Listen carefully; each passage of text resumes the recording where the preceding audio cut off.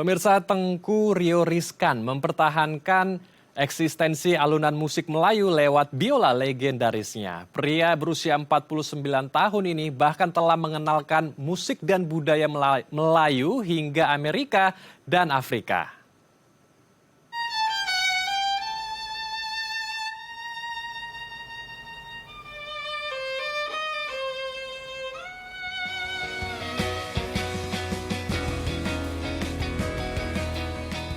Inilah sosok Tengku Rio Rizkan, salah seorang seniman asal kota Medan, Sumatera Utara.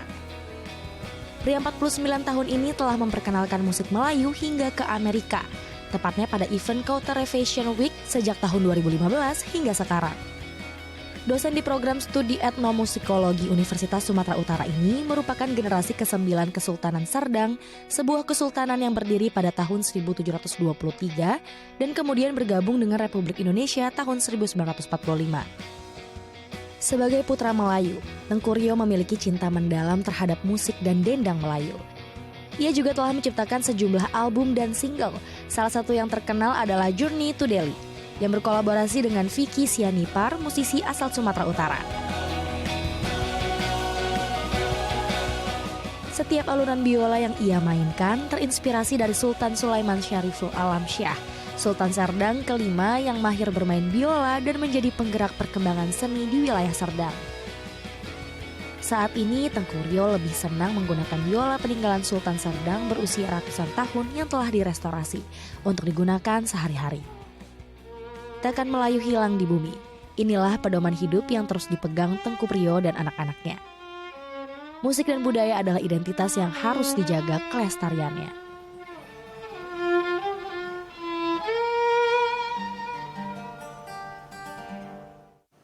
Ya, untuk membahas lebih lanjut kita telah terhubung langsung dengan Tengku Rio Rizkan selaku budayawan Melayu. Kita langsung sapa narasumber kita. Selamat siang Pak Tengku, Assalamualaikum, apa kabar Pak? Waalaikumsalam warahmatullahi wabarakatuh. Alhamdulillah baik. Bagaimana kabarnya, Mas? Kabar kami di sini juga dengan dalam keadaan yang baik. Kita langsung saja berdiskusi tentang aksi Pak Tengku dalam melestarikan kesenian Melayu. Tadi kita lihat di tayangan, luar biasa keren sekali memainkan musik-musik Melayu dengan biola ya. Boleh diceritakan Pak Tengku, apa yang membuat Bapak tertarik dengan musik Melayu hingga mau terjun langsung untuk melestarikan musik tersebut? Sebelumnya terima kasih atas apresiasi daripada DAI TV ya, untuk mengangkat kisah ini. Saya kira kalau untuk bicara tentang musik, saya sangat menyenangi berbagai macam musik. Tetapi kalau musik Melayu itu sendiri ya memang sudah menjadi tanggung jawab bagi kami sejak kami dari kecil untuk selalu mempertahankan atau bahkan mengembangkan musik Melayu itu kalau di negeri Serdang ya. Baik, gitu, jadi kira-kira terpanggil untuk melestarikan agar tidak termakan oleh zaman ya. Dari sekian banyak alat musik yang ada, tadi kita lihat di tayangan Pak Tengku lebih suka dengan biola. Kenapa memilih biola sebagai perantara untuk mengenalkan musik Melayu, Pak Tengku? Sebetulnya saya suka berbagai alat musik sebetulnya, cuman memang kalau biola ini saya suka sekali memainkannya karena suka dengan bunyinya. Dan kemudian kalau di musik Melayu, biola ini kan juga pada awal abad ke-19 itu sudah menjadi alat musik utama di dalam ensemble Melayu ya. Dalam ronggeng Melayu itu rasanya kurang kalau tidak ada biola gitu. Biola, akordeon dan gendang. Baik, yang menarik ini biolanya katanya peninggalan Sultan Serdang ya, lebih dari 100 tahun juga umurnya. Ini menarik, kenapa menggunakan benda bersejarah yang usianya sudah lama sekali dan bagaimana cara memainkannya? Karena kan pasti nggak sembarangan ya untuk memainkan alat musik yang umurnya sudah ratusan tahun, Pak Tengku. Ya sebetulnya kalau biola itu memang di mana-mana kalau biola akustik khususnya itu semakin dia lebih tua, lebih tua gitu, dia suaranya dirasa semakin lebih bagus gitu. Nah, jadi biola ini dalam keadaan yang masih prima tentunya. Ada yang biola lebih tua dari apa yang saya pakai, tapi mungkin kondisinya belum sudah rentan, jadi tidak bisa dibawa untuk bermain sering gitu ya. Nah, tapi yang selalu saya pakai itu dia memang sebenarnya kalau dalam biola tidak disebut tua juga, karena kalau violis-violis yang di dunia sana, violis klasik itu mereka sudah biasa memiliki biola yang usianya 200-300 tahun gitu. Gitu kira-kira. Oke, Ya baik. ini Jadi biola ini karena peninggalan aja gitu.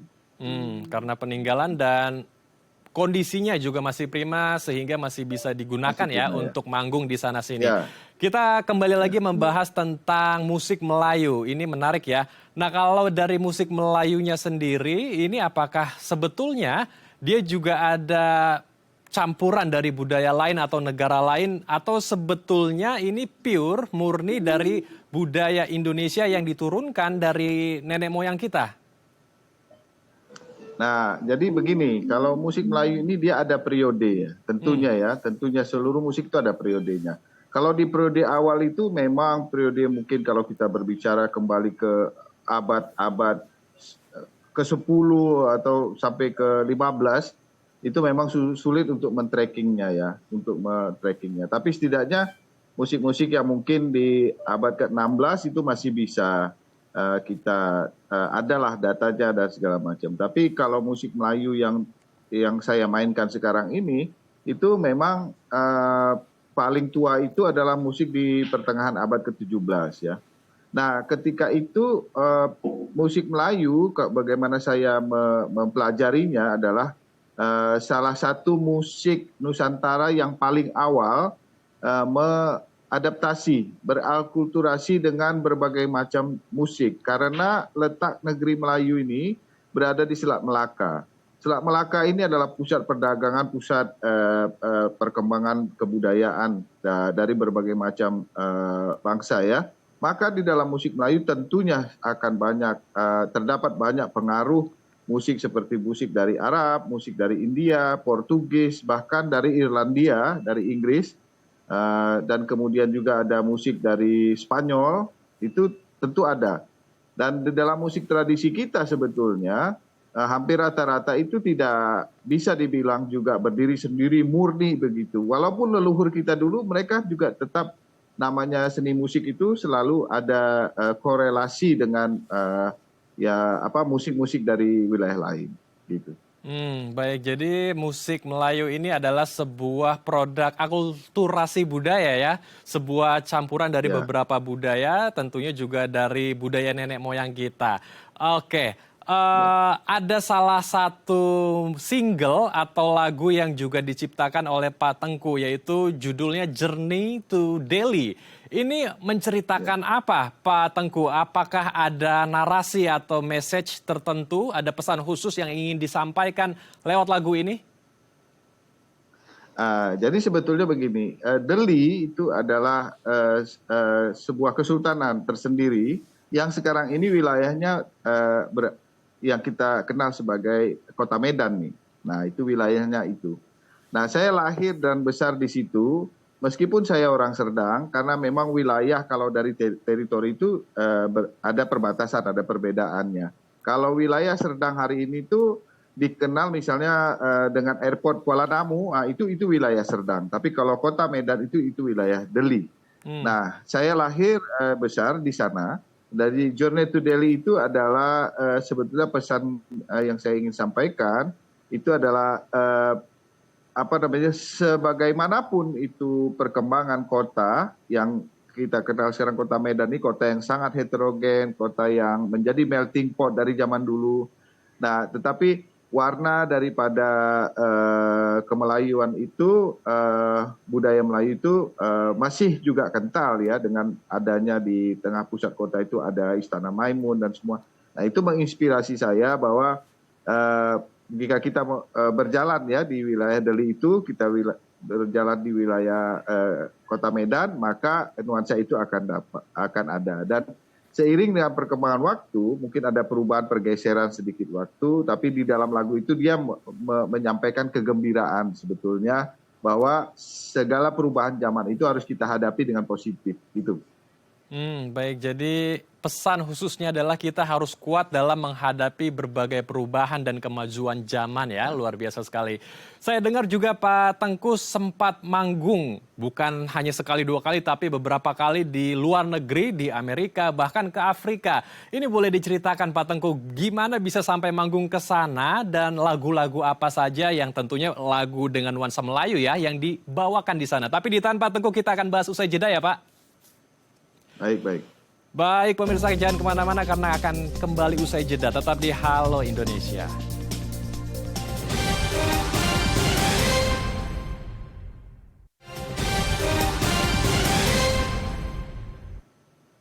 Terima kasih pemirsa, Anda masih bersama kami di Halo Indonesia. Kita akan lanjutkan diskusi hangat kita bersama dengan Pak Tengku Rio Rizkan selaku budayawan Melayu.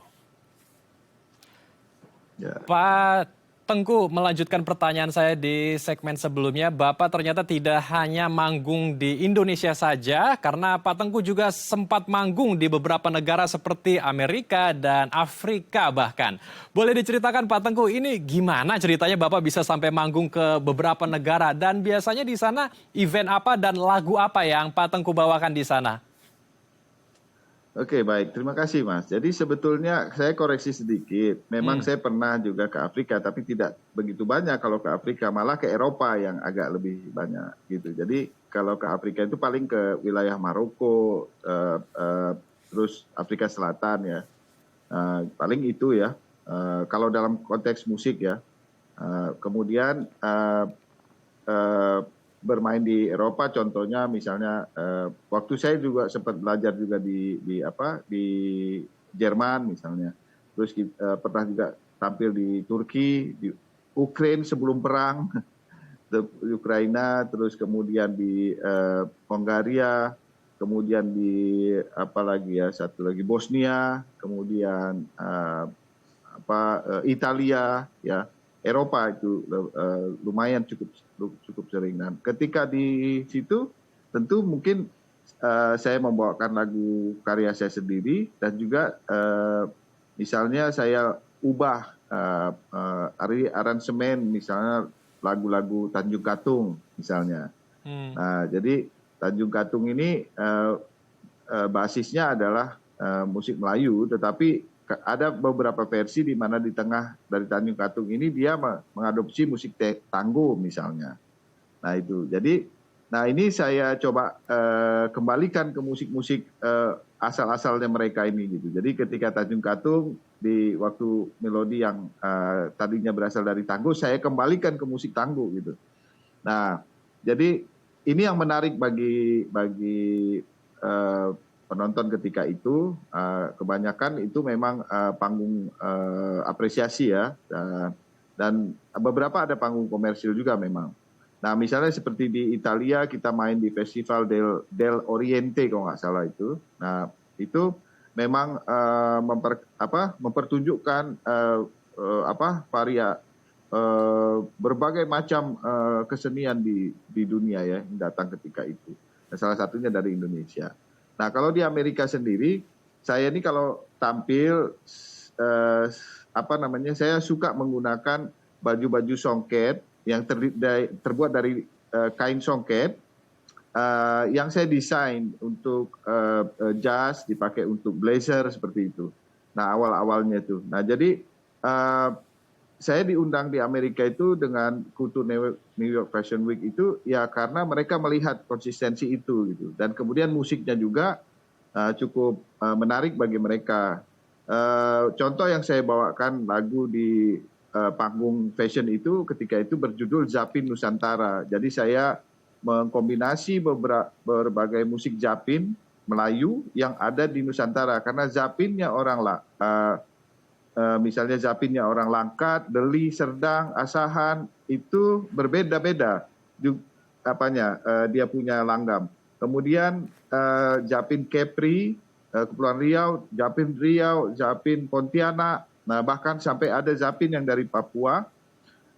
Rentaknya sama, ritmenya sama, tetapi cara membawakan melodinya itu berbeda. Nah itu saya coba bikin dalam satu rangkaian. melodinya bisa mewakili sedikit-sedikit dari setiap daerah itu dengan ritme yang sama, itu ritme Zapin. Zapin ini sendiri di bahasa kita disebut Zapin, tapi di Yaman sana disebut Zepen. Ada yang menyebutnya Zapvan kalau di Afrika, tapi sama rentaknya seperti itu ritmenya gitu. Nah, jadi itulah salah satu pengaruh yang paling besar. Di Malaysia sendiri mereka juga kuat juga dengan Zapinnya di Johor, di Terengganu, di mana-mana itu ya.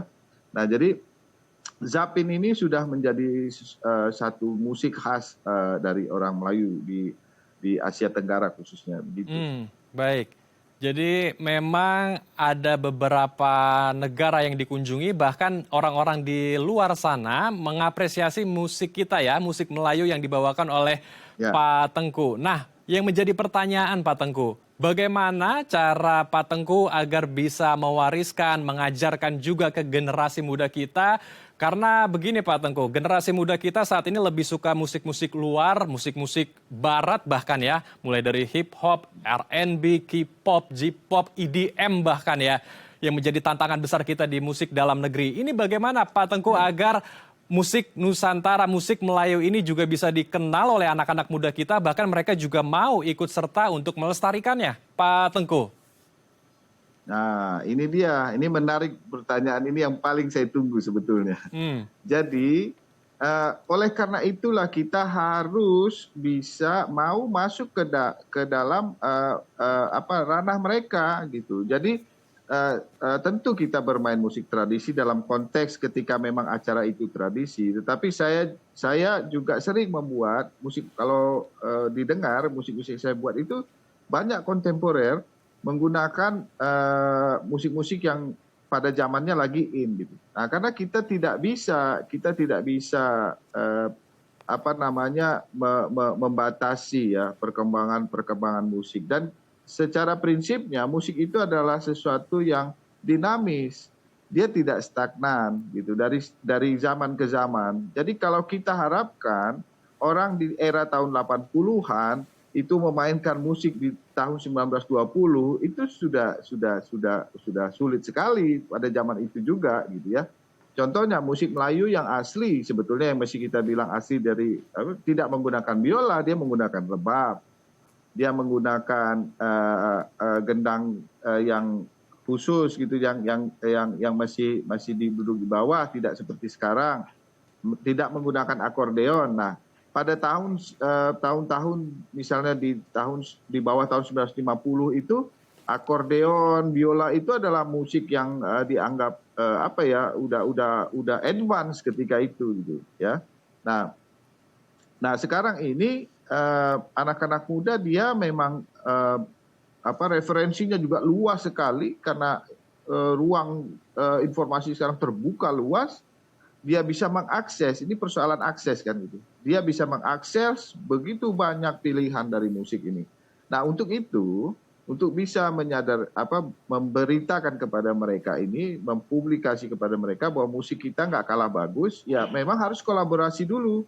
Kolaborasi dulu, kita bikin modern dulu sampai akhirnya, oh ini kok enak ya melodi ini. Ini musik Melayu. Nah, beberapa dari mereka kemudian baru mencari akarnya.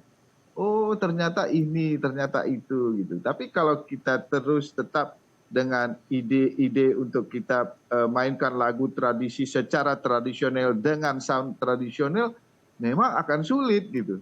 Memang akan sulit. Contohnya orang tetap, ayo kita, misalnya dulu kita menulis dengan tulisan tangan sebelum ada mesin ketik gitu ya. Ayo kita budayakan lagi menulis tangan tanpa mesin ketik gitu. Terus mesin ketik lahir. Akhirnya sekarang kita bilang, ayo dong kita dengan mesin ketik itu yang lebih real gitu kan.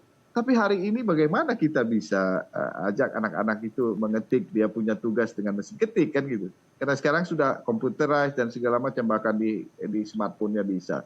Nah ini yang saya kira harus terbuka juga, para pelaku seni itu terbuka gitu. Jadi ada kalanya kita mempertontonkan musik yang dari masa lalu, dalam format masa lalu. Tapi ada juga kalanya kita harus mempublikasi musik yang ada pada masa lalu dalam era sekarang, dengan cara sekarang gitu. Gitu kira-kira Mas. Baik, jadi harus saya garis bawahi lagi, musik itu dinamis ya, tidak statis. Dan pendekatannya, kalau ingin anak-anak muda kita bisa lebih aware dan ikut serta dalam melestarikannya, harus digunakan pendekatan dengan musik-musik yang modern terlebih dulu, tentunya diakulturasi dengan musik Melayunya, agar mereka juga bisa klik begitu ya, bisa ngesing pemikirannya sehingga mau ikut serta juga terjun dalam melestarikan musik Melayu. Tetapi begini Pak, pertanyaannya apakah tidak menghilangkan pakem dari musik klasik dari Melayu ini? Karena kan musik-musik klasik itu biasanya ada pakemnya ya, ada do's and don'ts-nya, ada yang harus dan tidak boleh dilakukan. Ini apakah akan menghilangkan filosofi atau makna dari musik klasik Melayu sendiri, Pak Tengku? Ya, jadi kita harus juga memahami Mas, apa yang Mas sampaikan itu betul sekali, tetapi harus dipahami bahwa musik tradisi kita ini ada dua klasifikasi secara umumnya.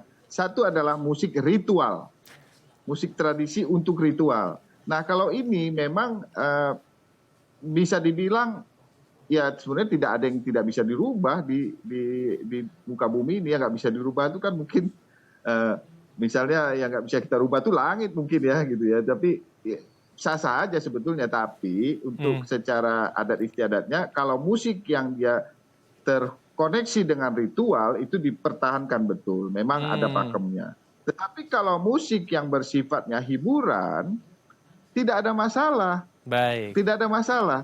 Tidak ada masalah karena musik itu dia yang penting roots-nya. Jadi musik itu kan bukan bicara tentang notasi, bukan bicara tentang lagunya, bukan.